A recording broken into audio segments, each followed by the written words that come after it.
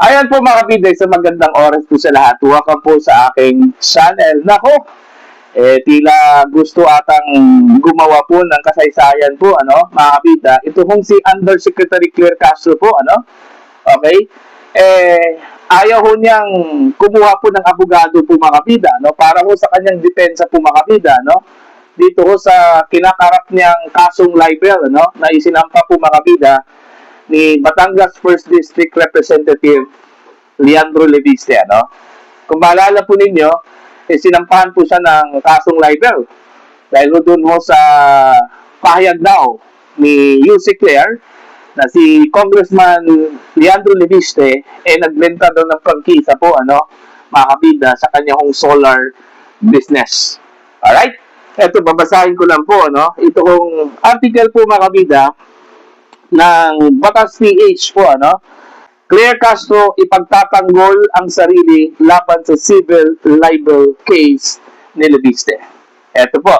Palace Press Officer Attorney Claire Castro revealed that she will personally handle her defense in the 111 million pesos civil libel case filed against her by Batangas 1st District Representative Leandro Leviste, noting that she has no plans to hire another lawyer.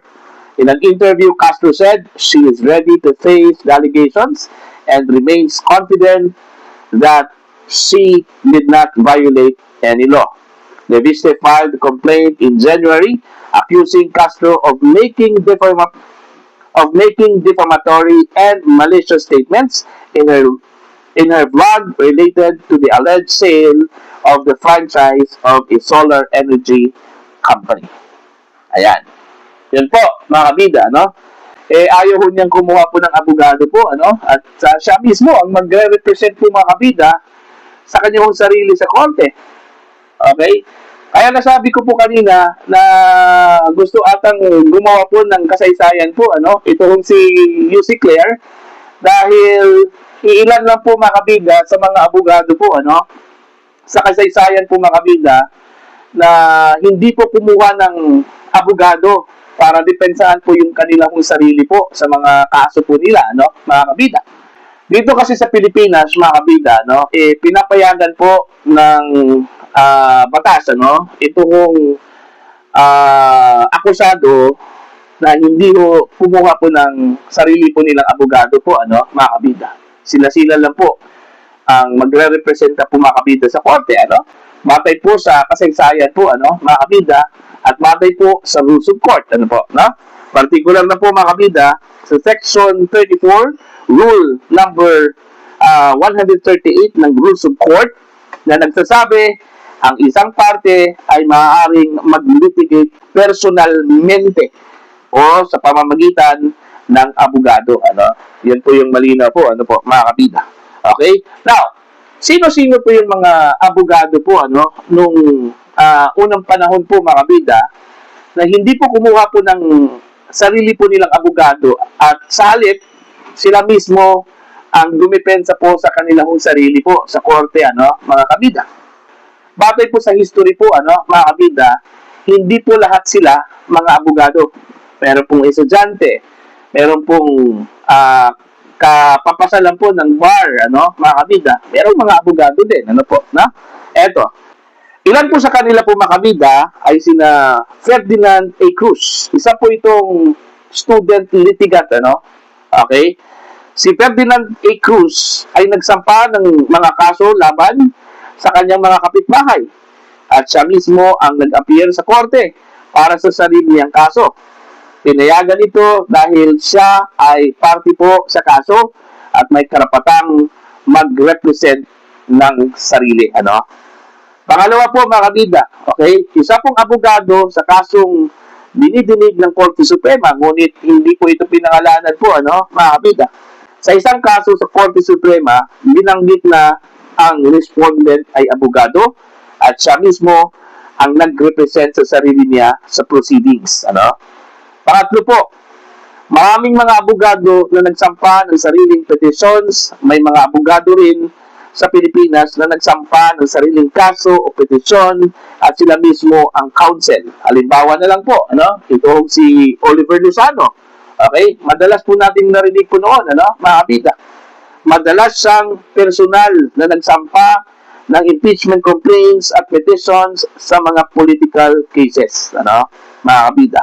At yung pinakakilala po, okay, sa lahat, mga kabida, na nanalo po sa kanyang appeal case, okay, while he was in the prison, mga kabida, no, wala pong iba kundi si dating Pangulong Ferdinand Edrelin Marcos Sr. No? Okay? Si Marcos po ay sinampahan po ng kaso po, mga kabida, no? Kasong murder po noong 1938, ano? While he was running that time, okay, sa kanilang bayan po, ano, dun po sa Ilocos Norte, ano, mga kabida. Kung saan po ay, siya po ay inakusahan po, mga kabida, na pumatay doon mo sa kanyang kalaban po sa politika, no? Si Julio Nalundasan po. Okay? Si Nalundasan po ay pinatay at yung suspect po dito, mga kabida, wala pong iba. Nung kapapasan lang po, ano, ng kanyang bar exam, ito si Ferdinand Edrelin Marcos Sr. Ano po? Okay? Nakulong po si Marcos sa kanyang kaso, mga kabida, while he was in the prison. Pinag-aralan po niya yung kanyang depensa, no, para po sa kanyang apila.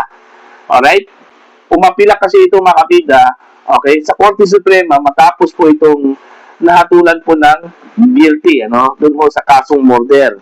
Okay? Siya mismo ang nagsulat doon mo sa kanyang argumento, ano, mga kabida. Wala ko siyang kinuhang abogado. Okay? Siya mismo yung nagsulat, mga kabida, na kanyang argumento habang nasa loob po mismo ng kulungan. At alam niyo ba kung ano po yung hatol, ano, ng Korte Suprema? Binaliktad po ng Korte Suprema ang hatol po, mga kabida, ng mababang korte. Okay? Pinawalang sala po si Ferdinand E. Marcos Sr. sa kasong murder po, mga kabida, no? At doon po nakilala ito si former President Ferdinand Marcos Sr. na isang batikang abogado po, ano, mga kabida. Mantakin nyo, ha? Kapapasan lang po ng kanyang bar exam. Although, sa kanyang pagpasa po, mga kabida, sa bar exam, siya po ang naging top-notcher po, ano, mga kabida. Okay?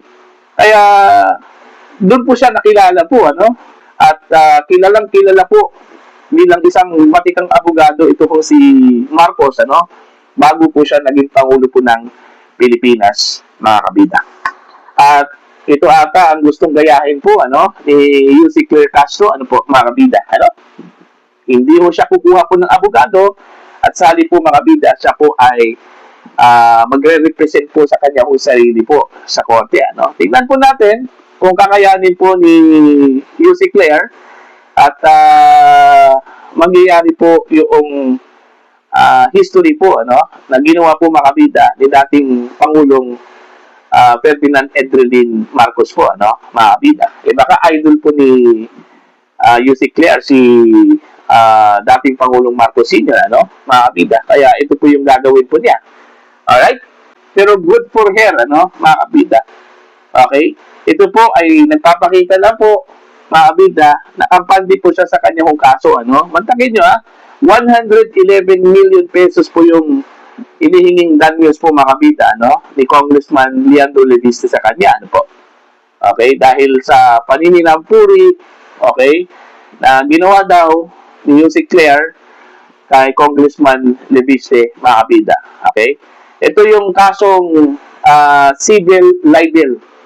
Kasi ang akala ko po noon, mga kabida, ang libel po ay criminal case nun po yun, ano. Pwede pala, no, na civil dahil damages lang po yung kanyang hinihingi po. Walang imprisonment, ano, mga kabida. Alright?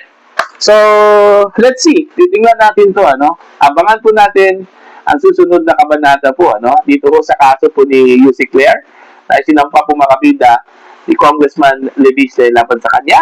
At abangan po natin yung magiging resulta po, ano, na si Yussi Claire Castro mismo yung abogado po ng kanyang sarili, mga kabida.